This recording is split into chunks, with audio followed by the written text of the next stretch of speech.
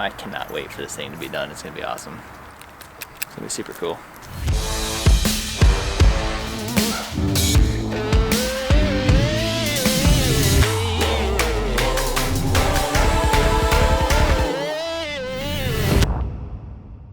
Guys, it's been a busy day for me thus far. Just been meeting after meeting after meeting all day inside the dealership. Now we are working on this Josh Greenberg project, right? It's kind of awkward with the, can you even see it? I don't know. Got a cough drop in my mouth. I've been coughing a lot. Allergies are killing me right now too.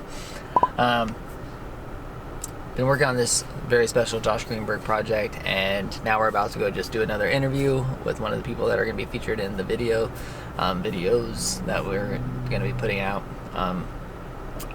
One primary video and then a bunch of social media pieces, which are going to be really cool.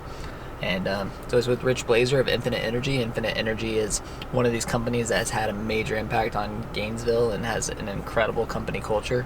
Maybe we'll even get to see a little bit of that today as we walk in, just kind of get the tour. But we're just going to go get set up, and then Rich is literally going to show up. He's actually in Jacksonville. He's going to show up, interview for the project, and then be done. It'll be in and out, but it'll be cool to get a few minutes of his time and have his input on this project because he knew Josh. He knew Josh from, they were in like a master.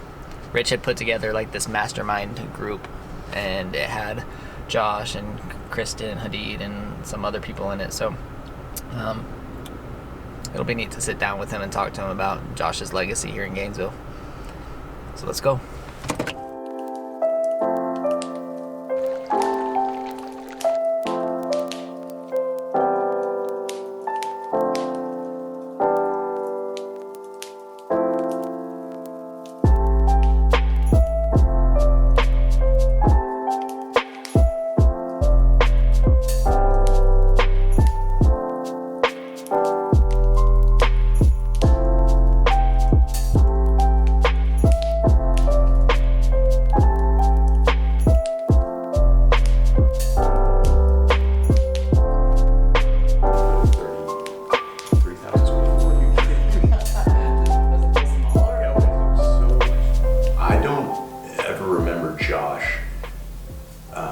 Without a twinkle in his eye, sometimes a little smirk on his face, but always having a robust laugh and a great smile.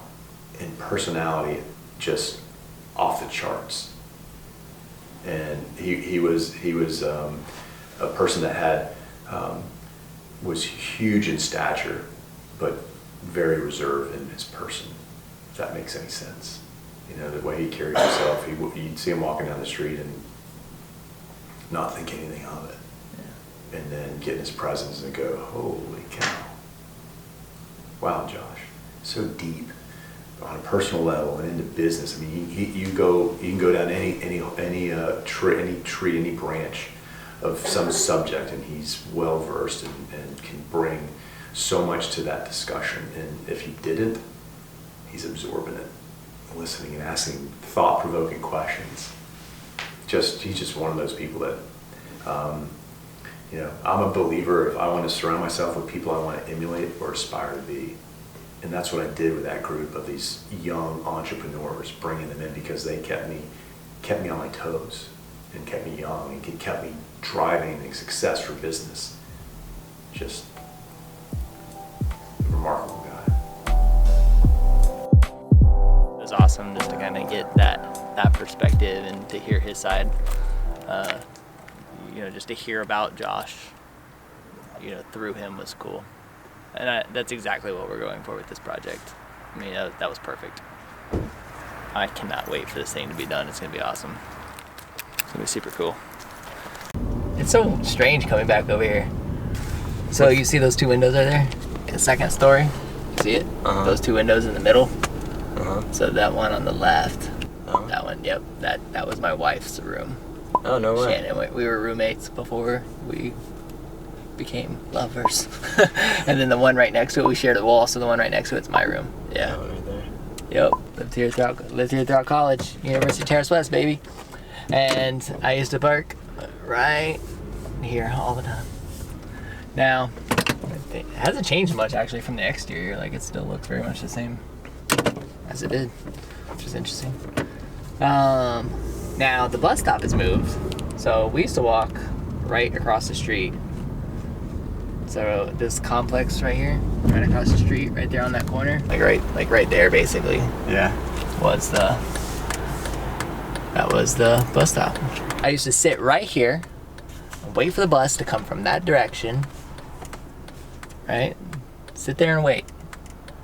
This bus would show up and it would drive right by because it was full. And it would do that all of the time. And if it weren't for that story, right? If it weren't for that, scooters in Gainesville would not be a thing. New Scooters Plus would not be like what it is. Today's March 7th. So this is where we're at as of March 7th. To be honest with you, I didn't think we would be this far. We have 4 full-time team members, 1 part-time, and a couple of interns, right? Now, heading into summer, we're thinking about not having interns, because interns, there's a lot of teaching involved. There's a lot of providing value to them in terms of like developing their skills and stuff. So we're thinking, okay, well, at least for summer and maybe even for fall, not necessarily bringing on interns, right? So, but instead, like, hey, here we are. We're getting more business, so we're gonna have more accounts to manage. So it's like, okay, well, we are probably going to need to hire another account manager, right? So that we know that's key. And hire, and I say hire, we're really bring Genesis over, because Genesis has been running New Scooters for Less's account. She's heavily involved with Repaint at this point. We've been kind of grooming that, if you will, right? We've been kind of like, okay, we know that we're going to bring Genesis over to the Repaint team. She's also invested, like, she wants to make that transition, and she's been earning that right to make that transition, so it makes a lot of sense. It's just a matter of when. When do we do it? And then also, like, Angela, my assistant, she's her business is picking up, and she's really become like this team mom. There's the New Scooters for Less team, and Mike really rely on her for a lot, and so therefore, like, which is great, but I need an assistant. You know what I mean? So I'm also in the stage where I'm like, I really want to have my personal assistant back. Like, I really want to and getting it, with Angela and our relationship, it was very much like we knew that it was going to be like she had a company to run, and when she's not running that company, she's going to be doing personal assistant things for me. Well, with everything that I have going on now, I definitely think I need a full-time assistant. So when do we bring that person on? Which do we hire first? Which is more important? Do you do both? And if you invest in both, what's that payroll look like? What other expenses are going to be involved with that?